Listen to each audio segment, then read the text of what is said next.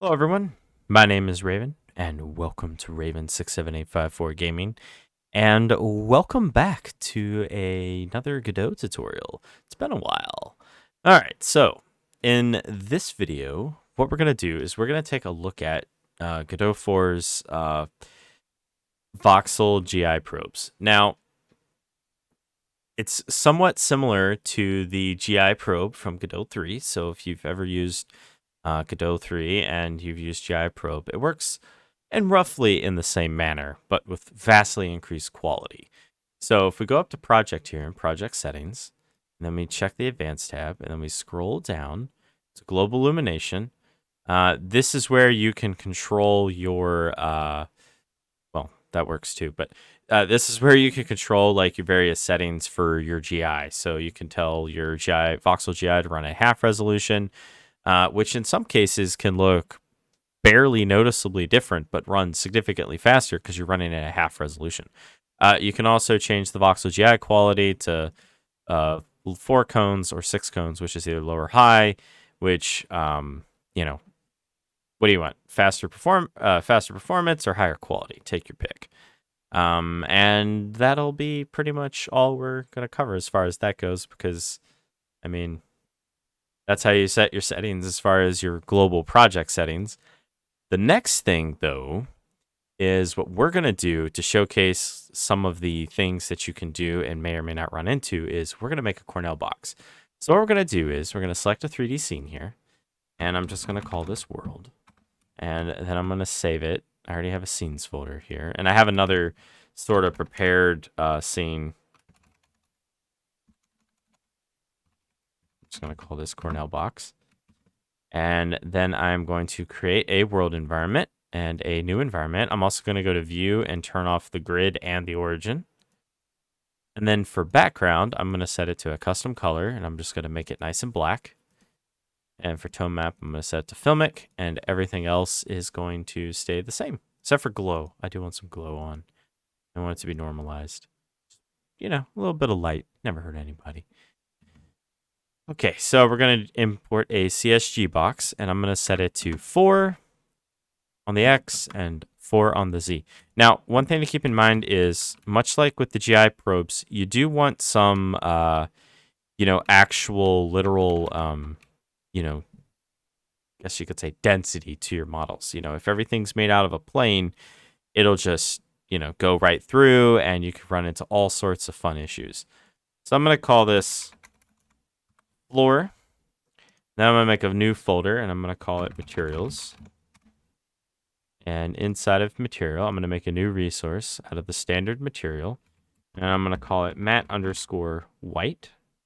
Then I'm going to save it. And I'm just going to select the floor here and copy this on over. I'm going to open up this texture, material, and I'm going to lower it just a little bit. I want it to be a bit of a grayish white. Okay. And now I am going to add a new CSG box over here. And another thing I'd like to point out, because I'm already using it, is, but if you go up to transform and configure snap, if you set it to 0.5, it'll make it a little bit easier to work with what we're doing here. Okay. And I just want the size to be 5. I believe. Yes. Perfect. And I will have the X to be 4. Okay. And I'm just going to change this to wall 1 and the other one to wall 2. Okay. And now I'm going to duplicate wall 2 here, rotate it, and then I'm just going to put it right in here, and then I'll just extend this out so there's no gap there. Awesome. And now I'm going to grab the floor and drag it up, and then just resize it. And I'm holding control there to get it to snap as I do it. Okay, so we have our little, our itty bitty little box there, and I'm just going to select everything and assign it the exact same texture. Okay, or material, sorry. I keep calling it a texture, but it's material. Now I'm going to make a new one, and I'm going to call it red. And I'm going to select this wall over here. And I'm going to replace it. And then I'm going to go into the albedo, and I am going to make it a red of some kind. And I'm going to do the same thing with the next one. Make a new resource, standard material, matte_green, or you can make it blue. You know, in fact, you can make it any color you'd like. And I'll throw in the green there, and then for albedo, I'll just drag it down until I get a nice little green that I do like. Okay, so I'm using Godot Alpha 4, and I'm going to select all of these models here. I'm going to go under Global Illumination. If you use an older version of Godot, like the Alpha, because for some reason something's buggy, but from Alpha 11 and onwards, by default, the Global Illumination mode will be set to static. But previous to that, it was actually set to disabled. And then, of course, there's also dynamic, which we're not going to use in this particular scene right here. We're just going to use the static. Okay, and then we're just going to save it.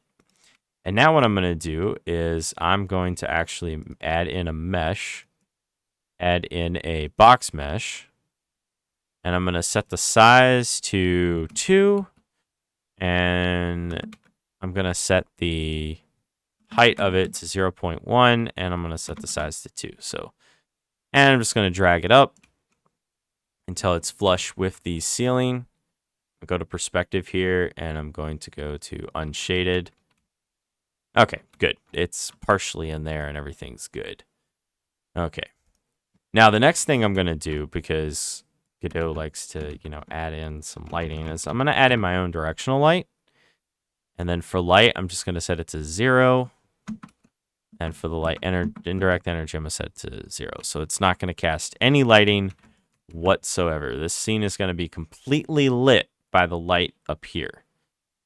And I'm going to make a new material in my materials. And I'm going to call it emissive light. And I'm going to go back here. I'm going to rename this to light. And for surface material override, I'm just going to plonk this right on in. And once again, it's already set to static, which is super nice. And then I'm going to turn on emission, and I'm going to crank up the light. And I'm going to give it a value of, say, 6. Okay, so we're kind of almost done at this point. But now I'm going to add in a VoxelGI. I'm going to drag it up to the top there. Now, you can't see it because we don't have any lighting, but if you set it to, actually unshaded doesn't do it either. It's under View, Gizmos. I had turned off the grid. There we go. Okay, now we have the grid back on. Okay, so this grid, the bigger you make it from the extends, the higher subdivision you're necessarily going to need, or you're going to need more VoxelGI probes set out throughout your level, which is probably a better idea, as we're going to see. So we're just going to leave everything default here, and then we're just going to click Bake GI, and then we're just going to hit Save, because it's going to need to save it. And now we're going to zoom in, and you can see that the scene is now lit completely with our just our beautiful little light up there. And we're going into VoxelGI, and we're going to go into the data, and we can adjust the dynamic range, which, as you can see, does mess a little bit. So basically what the dynamic range is, it's the maximum light energy that the probe can absorb. So the higher this is, oh, well, it tells you right there. They added the tooltips finally. Yes. Okay. So all this stuff has fantastic tooltips. So 1.0 represents a low dynamic range scene brightness. Higher values can be used to create a brighter light at the cost of more visible color banding. And energy, of course, is the energy of the probe. It's usually better to set the energy through like your lighting. So whether it's an emissive material or a literal light. The bias is, as it states here, the normal bias to use for indirect lighting and reflections. Higher values reduce self-reflections, visible and non-rough materials at the cost of more visible light leaking. So to prioritize hiding self-reflections over lighting values, set the bias to 0 and normal bias to a value between 1 and 2. So we could set this to 0, and as you can see, terrible, terrible, terrible, terrible. So, because that's another very useful feature about the VoxelGI probes. They have reflections, much like you would think of with like a reflection probe, and it's very, very nice. And also, we're going to turn on two bouncing, which adds an extra light bounce, which, as you can see, very much makes the level look pretty good. And propagation controls how much the light, goes through the probes. And you can just, change this and see. I usually leave it at default. I rarely ever use the normal bias, but sometimes, depending on the scene, it could be useful. Again, I've said this in many videos for those of you that have watched my tutorials before. A lot of times you just have to play around with things and figure out what works best for your scene. And again, they have tooltips for everything, which is super, super handy.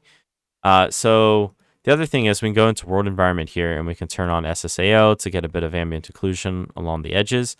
The other thing we can do is we can turn on SSIL, which is essentially screen space indirect lighting, which is, it literally stands for screen space indirect lighting. But it'll do a bit of GI inside of our, inside of screen space. Now, I'm going to set the subdivisions up to 512 so you can see the difference. And also I want to mention something, so we're just going to bake this really quick. And it is an alpha, so I'm hoping it doesn't actually crash. Okay, it does. So as you can see in this particular little setting here, nothing really changed. It really didn't change that much. If we swap this back and bake it, it didn't really change too much. But if we set this extends to say 5, 5, and 5, we'll still be covering everything. But if we bake the VoxelGI, you can see that there was a little bit of a noticeable change. But if we set it to say 256 by 256, you'll notice that the lighting got even more crisp. And if we set it to 512 by 512 and we wait a minute here, might take a second as it freezes, but it's okay. As long as we don't click anything, it should be all right. And you can see it's very smooth right now. Now, again, 512 by 512 will really, really, really keep the lighting very, very crisp. At the expense of, it is actually quite expensive to typically use this. So in order to create a proper Cornell box, I'm actually going to make a new box here, and I'm going to make sure that it has this material, and I'm just going to set it up ever so slightly, and I'm going to set it to be too tall.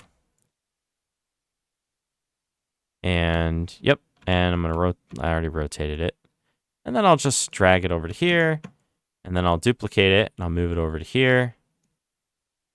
And I'll just set this one back down to, oh, sorry. We need to click this little drop down here and set make unique. Now we can change it to 1. And make sure it's flush. And I'll go back into the VoxelGI there, and I'll set it to 128. And I will set it in. So yeah, you can see that there's quite a bit of, just some kind of, with the shadowing.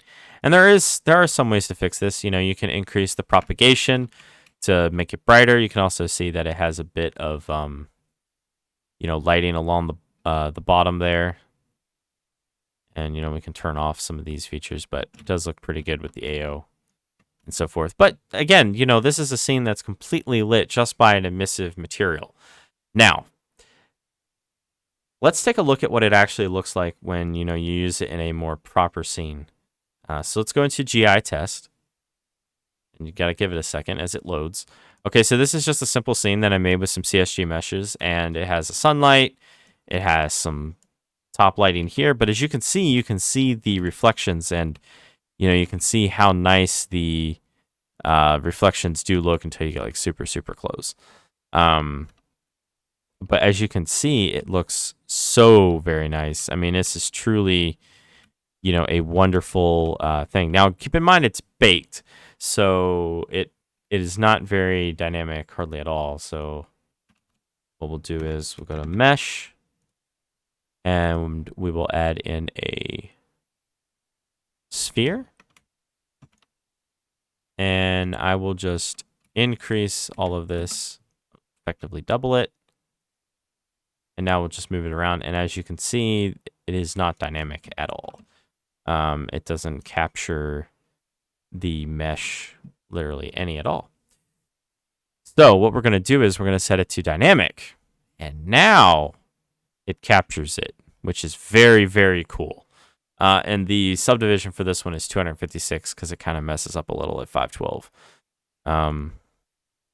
It runs fine. It's just, it's too bright and I have to readjust all the values that I had already set. Now, what we're going to look at now is not just the reflections, which, by the way, do look pretty good. Much better than screen space, at the expense of course, they need to be baked in. But what we're going to look at is, we're just going to go up to geometry here. Actually, I'll do a surface material override, and I'm just going to create a new material because I want it to be a different color, and I don't really feel like creating a new texture there. And then I'm just going to copy this. We'll go down to emission. I'm going to place it in. And I'm just going to save it. And then I'm going to set the energy to 15. And this is probably my absolute favorite feature about VoxelGI. It's all completely real time. Like, sure, you know, it does need to be baked and all that sort of stuff. Now, one thing you will notice, though, is it doesn't capture the global illumination in the reflection in real time, unfortunately. Maybe it'll do that eventually. I don't know. But it does capture the light itself. So it is something to be aware of depending on the scene. And as you can see, and I'll go into environments here, world environment, and I will turn off glow. And as you can see, as we go through here, it's just lighting the environment with the sphere. Now, one thing I will point out is this can get pretty laggy, as it were, if you have like way too many of these. So do keep in mind about that. But again, you know, the nice part about it is of course, you know, you can just, you can change the color in real time. You can set this to red and then just copy it. So depending on, you know, what you need this for, you know, you can just set it to whatever you like, and it's kind of purpley because the energy is so high. And we'll set it to 5.